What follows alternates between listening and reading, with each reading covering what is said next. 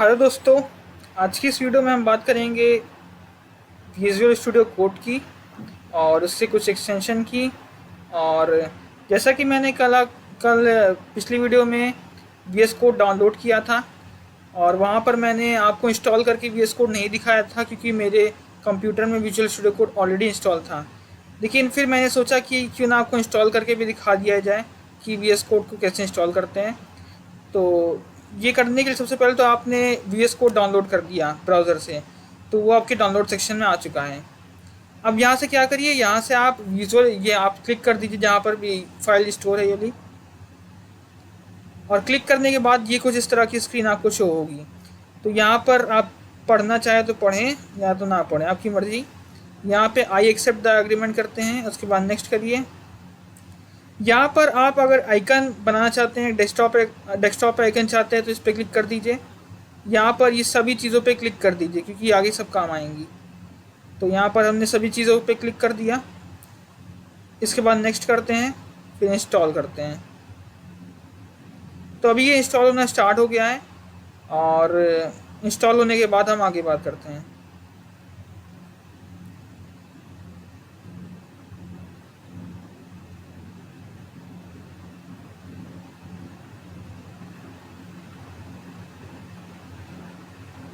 तो ये हमारा इंस्टॉलेशन फिनिश हो चुका है और उसके बाद मैं अभी लॉन्च नहीं करूँगा इसे, और यहाँ पे हम फिनिश कर देते हैं। तो इस तरीके हमने यहाँ पर इसे इंस्टॉल कर लिया। तो अब जहाँ पर भी आपका वी एस कोड इंस्टॉल हुआ है, जो भी उस वी एस कोड की लोकेशन है, वहाँ पर चले जाइए और वहाँ जा कर के आप एक फ़ोल्डर क्रिएट करिए। जिस भी नाम से आप बनाना चाहते हैं फ़ोल्डर क्रिएट करिए। मैं यहाँ पर HTML के नाम से फ़ोल्डर क्रिएट करता हूँ। सबसे पहले मेरा वी एस कोड इंस्टॉल हुआ है डेल फोल्डर में, तो मैं वहाँ जाऊँगा।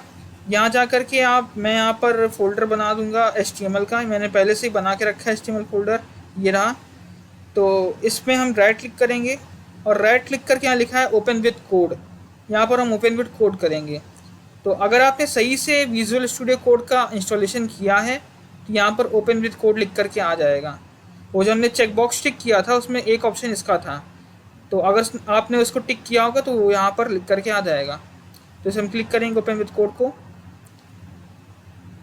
और ये हमारा विजुअल स्टूडियो कोड खुल चुका है। तो ये विजुअल स्टूडियो कोड की हमारी पहली स्क्रीन है। तो इस तरीके से विजुअल स्टूडियो कोड दिखता है। मैं आपको एक एक चीज़ अच्छे से एक्सप्लेन करता हूँ यहाँ पर क्या है। तो सबसे पहली चीज़ तो यहाँ पर ये HTML फ़ोल्डर आपका बन गया। इसे हम क्लिक करेंगे तो यहाँ पर ये हमारे पास में इसके अंदर जो भी फाइल होगी वो शो करेगा। अभी हमारे पास कोई फाइल नहीं है इसलिए कोई फाइल नहीं शो कर रहा। इस आइकन की मदद से हम यहाँ पर एक नई फाइल क्रिएट कर सकते हैं। इसे लिखा है न्यू फाइल। तो अगर हमें कोई फाइल क्रिएट करना है तो हम यहाँ कर सकते हैं। तो हम यहाँ क्लिक करेंगे और क्लिक करके यहाँ फाइल का नाम लिखेंगे। तो मैं लिखता हूँ यहाँ पर index.html। आपकी मर्जी, आप जो भी नाम चाहे वो यहाँ पर दे सकते हैं। अब यहाँ पर HTML लैंग्वेज की जो फाइल होती है उसका एक्सटेंशन होता है HTML। आप यहाँ करके इस पर एंटर दबा दीजिए, सिंपल। तो ये आपकी फ़ाइल बन गई और यहाँ पे फाइल का नाम आ गया index.html। तो ये ठीक है। देन इसके बाद यहाँ पर आप अपना कोड यहाँ पर लिख सकते हैं। तो कोड लिखने से पहले मैं आपको VS कोड के और फीचर्स को दिखा देता हूँ। जैसे सबसे पहले तो यहाँ पर ये HTML हो गया, यहाँ पे हम फाइल क्रिएट कर सकते हैं। तो ये यहाँ पर हम क्या है, यहाँ पर हम फोल्डर क्रिएट कर सकते हैं। अगर हमें इसी फोल्डर HTML फोल्डर में कोई दूसरा फोल्डर क्रिएट करना है तो यहाँ पर हम क्रिएट कर सकते हैं उसे। और इसके बाद इसे हम रिफ़्रेश कर सकते हैं इस जगह से। तो अगर हमने कोई हमने अगर फाइल बनाई अपने इस फोल्डर में, यहाँ पर अगर हमने कोई फ़ाइल बनाई और वो फाइल अगर यहाँ पर बनाने के बाद VS कोड में शो नहीं कर रहा है तो यहाँ पे हम इसे रिफ़्रेश कर सकते हैं और वो शो करने लगेगा यहाँ पे। तो ये सेक्शन हमें कंप्लीट हो गया।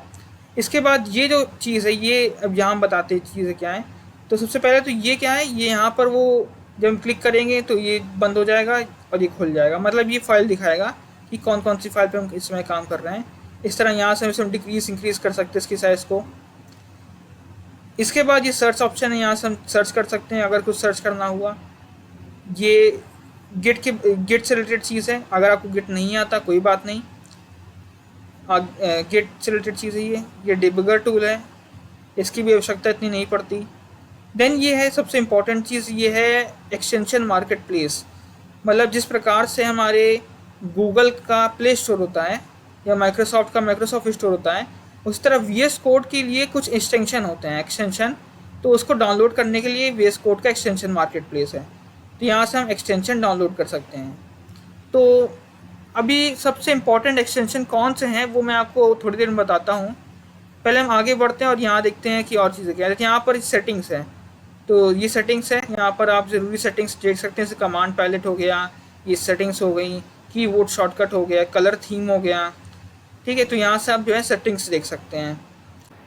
तो इतनी चीज़ें हो जाने के बाद हम आगे बढ़ते हैं और उसके बाद सबसे पहले तो यहाँ पर मैं आपके लिए छोटा सा कोड लिख देता हूँ HTML का। तो HTML सबसे पहले तो आप यहाँ पर एक्सक्लेमेशन टाइप करिए, एक्सक्लेमेशन यहाँ लिखिए, और जब आप यहाँ पर एक्सक्लेमेशन लिखेंगे तो सबसे पहले जब यहाँ एक्सक्लेमेशन लिख करके टाइप कर एंटर करेंगे तो विजुअल स्टूडियो कोड क्या करेगा, वो आपके लिए इतना इतना कोड वो खुद से लिख देगा। तो ये एक कोड एडिटर की खासियत होती है कि यहाँ पर आपको इतना कोड खुद से नहीं लिखना।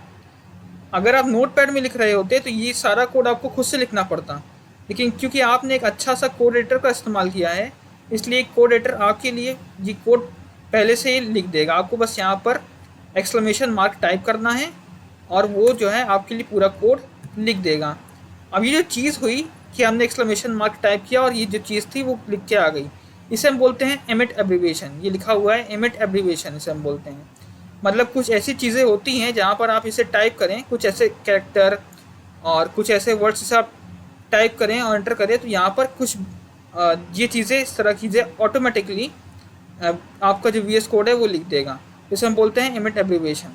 ठीक है, तो यहाँ पर हमने एंटर दबाया और ये इतनी चीज़ें लिख गई। इसके बाद ये सब कुछ टैग्स हैं, यहाँ पर हम इसके बारे में डिटेल में बात करेंगे अपने आने वाली वीडियोस में।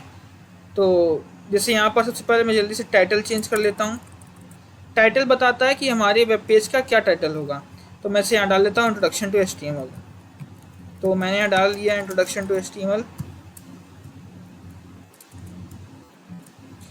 ठीक है, तो ये हमारा टाइटल डल गया। अब इसके बाद हम आपको कुछ सेटिंग्स दिखाते हैं VS कोड की। तो जिसमें सबसे पहली सेटिंग्स तो है इसकी कलर को चेंज करना। ये जो हमारा कलर है, जैसे अभी ब्लैक स्क्रीन दिख रही है, तो इसके हम कलर को चेंज कर सकते हैं। कलर थीम दिखाते हैं आपको हम। तो यहाँ पर जब जाएंगे तो ये देखिए कलर दिखेगा। जैसे ये कुछ लाइट थीम्स हैं और ये कुछ डार्क थीम है। तो जैसे ये डार्क प्लस डिफ़ॉल्ट डार्क पे भी सेट है। जैसे अगर मैं इसे किम्बल डार्क कर दूँ तो ये इस तरह दिखने लगेगा। तो मतलब यहाँ से आप जो है अपनी मन पसंदीदा थीम यहाँ सेट कर सकते हैं। तो जैसे मुझे ये थीम बहुत पसंद है, इसका कलर मुझे बहुत अच्छा लगता है, तो इस तरीके से आप यहाँ पर अपना कलर चेंज यहाँ कर सकते हैं। तो मैं अभी इसे डिफ़ॉल्ट पे सेट कर देता हूँ, तो ये रहा। इसके बाद यहाँ पर हमारे पास में है फाइल आइकन थीम। मतलब ये जो आपको यहाँ पर ये दिख रहा होगा, यहाँ पर ये जो बना हुआ है ये आइकन, इस आइकन को ये चेंज कर देगा। तो फाइल आइकन थीम में से यहाँ पर अपने मन पसंदीदा आइकन को चेंज कर सकते हैं। हमें बस फाइल आइकन पे जाना है और यहाँ से हम जा करके अपनी मन पसंदीदा आइकन को यहाँ पर हम सर्च कर सकते हैं। मतलब यहाँ पर ये चीज़ें हैं, जैसे मटेरियल आइकन थीम हो गया, मिनिमल विजुअल स्टूडियो कोड, ये सब पे क्लिक करेंगे तो उस हिसाब से देखिए इसने चेंज कर दिया आइकन। तो ये हो गया आइकन थीम। मैं ऐसे पहले सा कर देता हूँ। हाँ, तो ये पहले सा हो गया। तो आगे बढ़ते और सेटिंग्स को देखते हैं कि ये कमांड पैलेट है। उसके बाद ये सेटिंग्स है, यहाँ पर ज़रूरी सेटिंग्स होती हैं। जैसे दो टाइप की सेटिंग होती है VS कोड में। एक तो होती है यूज़र सेटिंग और एक होती है वर्क स्पेस सेटिंग। तो यूज़र सेटिंग मतलब यूज़र के लिए, जो यूज़र इस पर वर्क कर रहा है वो। और वर्क स्पेस मतलब कि जो ये फोल्डर, ये जो फाइल दिख रही है, जो स्क्रीन दिख रही है, उसके लिए सेटिंग होती है वो वर्क स्पेस सेटिंग होती है। तो एक इम्पॉर्टेंट सेटिंग मैं आपको यहाँ पर आप ऑन कर लीजिए, जो कि है ऑटो सेव सेटिंग। मतलब ये आपकी फ़ाइल को ऑटोमेटिकली सेव कर देगा। तो इसे यहाँ पर ऑन कर लीजिए, ऑन आफ्टर डिले कर लीजिए यहाँ पर। मतलब कुछ टाइम के बाद वो अपने आप ऑटो सेव कर लेगा इसे। इससे आपका काम बहुत फास्ट हो जाएगा। उसके बाद यहाँ पर आप फ़ॉन्ट साइज़ चेंज कर सकते हैं, फ़ॉन्ट फैमिली क्या रखना है वो चेंज कर सकते हैं, और भी कई सेटिंग्स यहाँ पर आप जा कर के देख सकते हैं और उसे चेंज कर सकते हैं।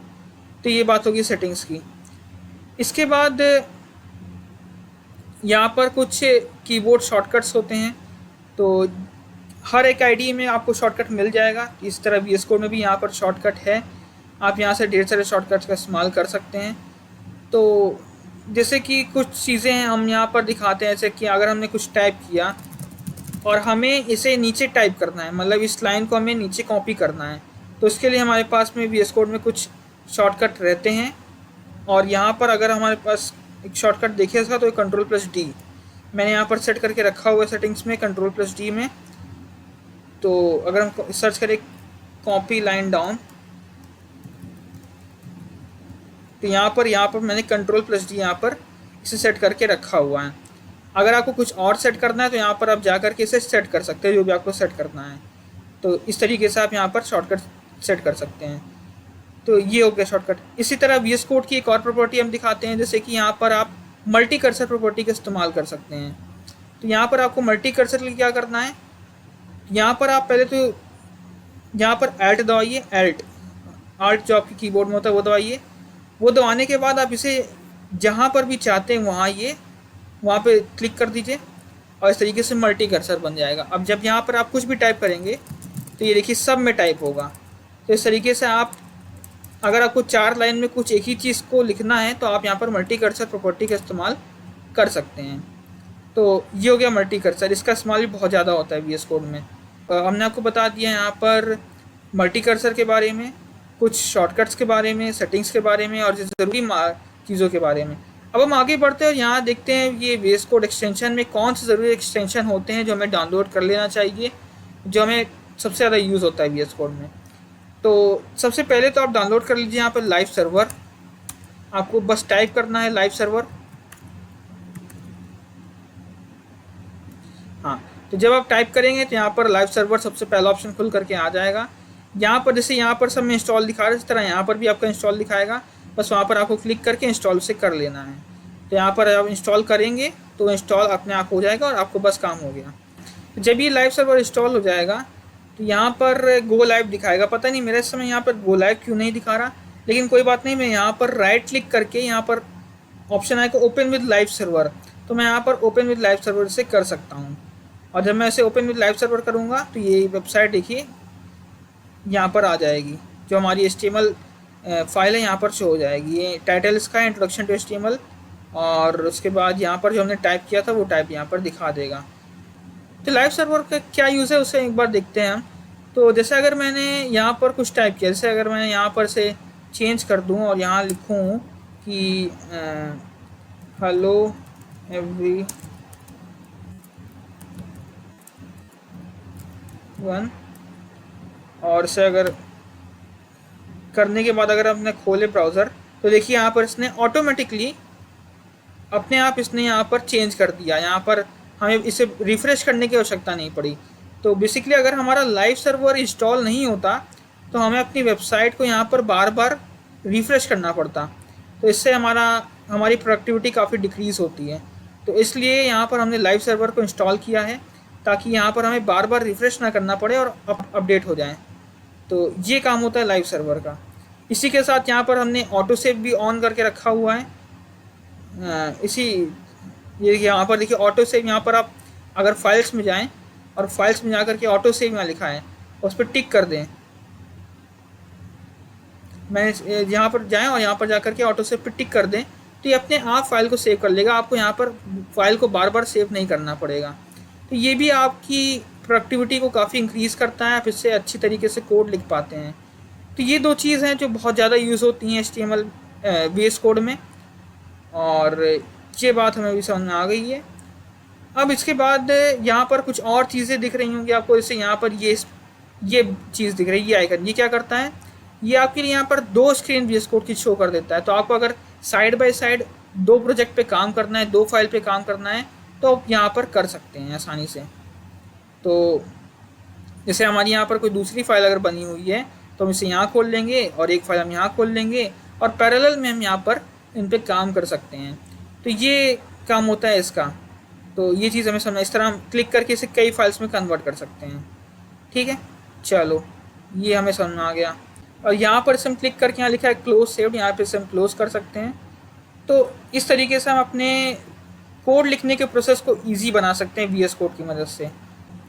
तो आपको यहाँ पर VS कोड नाम से ये एक फ़ोल्डर दिख रहा होगा। तो ये VS कोड ने अपने आप ऑटोमेटिकली क्रिएट किया है, इससे आपको परेशान होने की आवश्यकता नहीं है।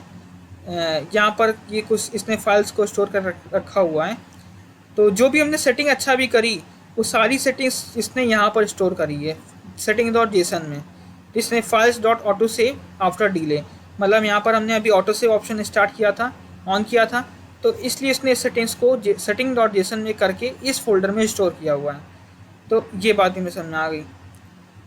ठीक है, तो ये इतनी भी चीज़ें हमें समझ में आ गई हैं। इसके अलावा यहाँ पर ये छोटा सा एचटीएमएल बना हुआ है, यहाँ पर जब क्लिक करेंगे तो हम यहाँ पे चीज़ें सर्च कर सकते हैं।